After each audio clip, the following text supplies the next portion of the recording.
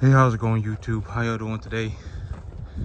I got this band put around a slowpoke yesterday. You see that right there? That's called the California bander. But it was my first time using that yesterday, and I really liked it. I got this animal banded up within about 10 seconds. It was my first time putting that band around an animal, so it kind of took me a second to figure it out. But after I kind of just, it took me maybe about 30 seconds to put the band on the animal. But I was sitting there trying to figure it out for about the first 20 seconds. And then the last 10 seconds are when I actually got the band. It's real simple. It's just, the first time you really do anything, it's kind of difficult. And this is definitely the best castration tool that I've ever used before on an animal. You can pull the band real tight, and you see how large this animal's testicles are.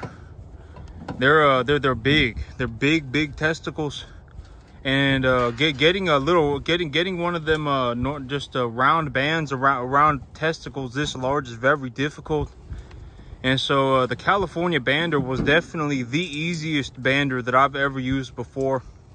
And personally, I don't recommend banding or castrating bulls when their testicles are fully developed. When their balls are this large, it really, it's easier on the animal for them to be castrated when their testicles are still small or being developed.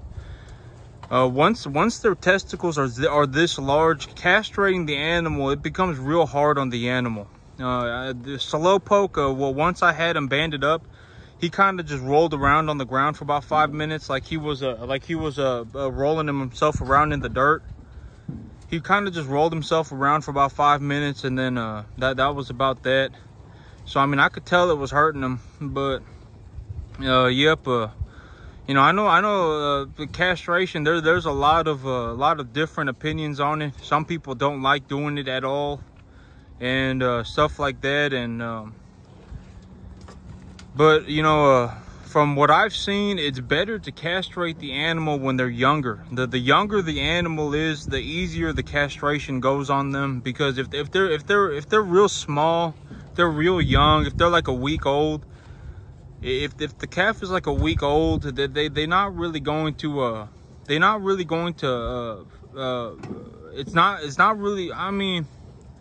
castrating a bull with a band is probably the one of the big benefits about castrating a bull with a band is that the animal doesn't really you can see slowpoke. I banded him up last night at about 7 o'clock, and he's been up and eating ever since. He rolled around on the ground for about 5 minutes after I banded him, and then after that he's just been up and eating again.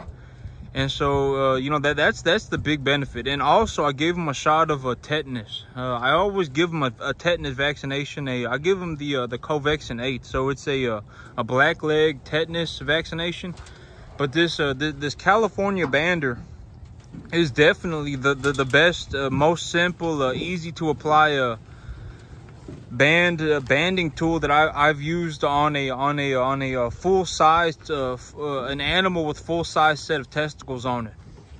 If the animal's real small, like they're a week old, you can get one of those little green rubber band type castration tools, and you can put their testicles up into that rubber band real easily. When their testicles are small, they're easy to work, but when they got huge balls like these, it's real hard to castrate them. And if you cut them with a knife, if you cut the testicles off of them with a knife, it's really gonna freak them out. They are going to. Because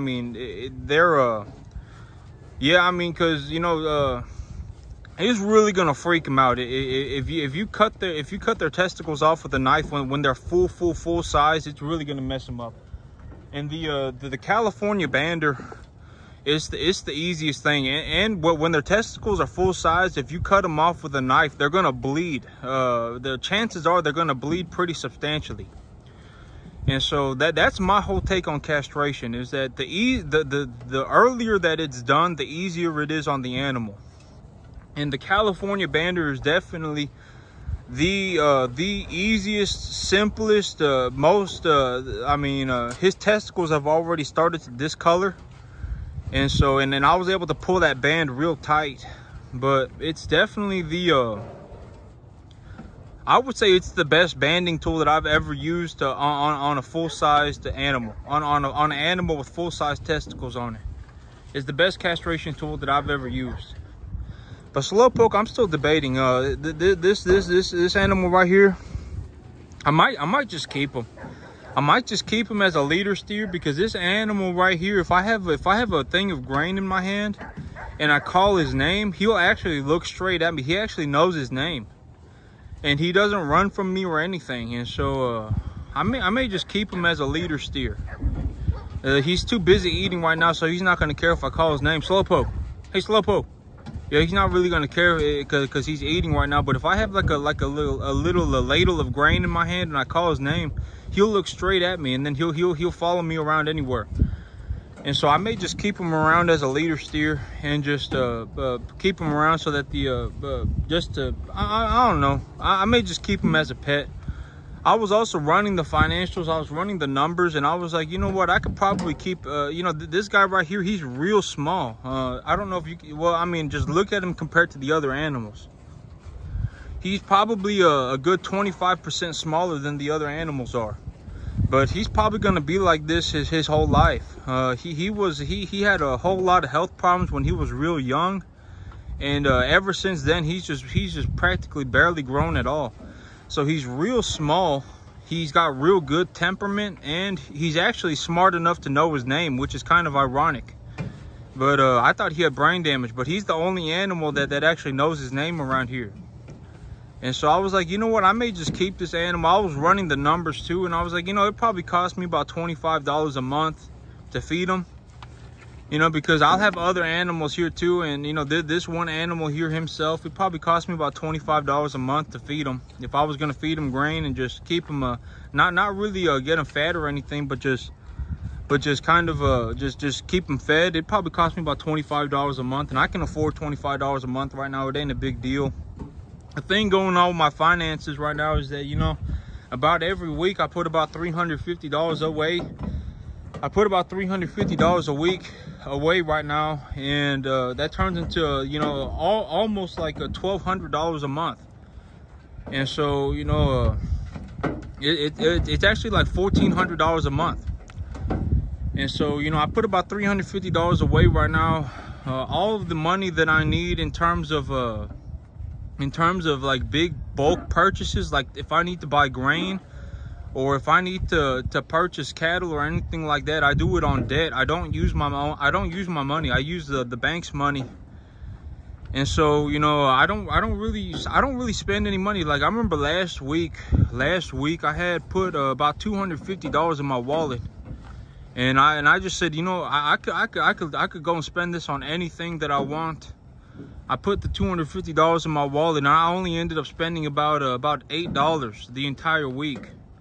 You know, I bought myself a couple Taco Bell breakfast burritos, 2 or 3 days. You know, a breakfast burrito at Taco Bell is like $1.40 after tax, so it cost $2.80 for 2 breakfast burritos. And so I only ended up spending like $8 the entire week. And I know that I only spent $8 the entire week because I had put $250 in my wallet at the start of the week. And I told myself, you know, if I wanted to spend some money, I could spend this money on anything that I wanted. And I only ended up spending about $8. But that's the thing, you know, because, you know, I get lunch and dinner 7 days a week at work. I get fed lunch and dinner.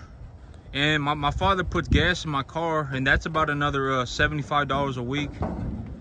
So, you know, I mean, you know, money, you know, in terms of cash, I really don't spend any cash practically at all. You know, if I need to purchase animals, I utilize a credit line. If I need to purchase feed, I utilize a credit line. Or like this last time I purchased feed, I actually bought it with my tax benefit money. And so, you know, and I still have some of that tax benefit money still sitting in my bank account. I have about $1,000 left of that tax benefit money sitting in my bank account right now. And I put $350 a week away. I put $350 a week into my bank account every week. You know, that turns into about $1,400 a month. I mean, there really is, I mean, you know, at a certain point, it just is what it is. But I gotta start taking, let me look at this guy right here. I gotta start taking these animals to market. I got a text message from the insurance company yesterday saying that they're painting my bumper, that they've got it installed and now they're painting my bumper. And once they've got my bumper painted, I can start hauling animals to market. And man, it's supposed to be blistering hot this next week, so I may start hauling animals to market at the end of what is it? At the end of August. It's supposed to stay real hot until the end of August. It's supposed to be 108, 107, 106, just constantly. And so I'll have to see. But I gotta start hauling some of these animals to market. But that's it for me today, YouTube. Y'all have a good one.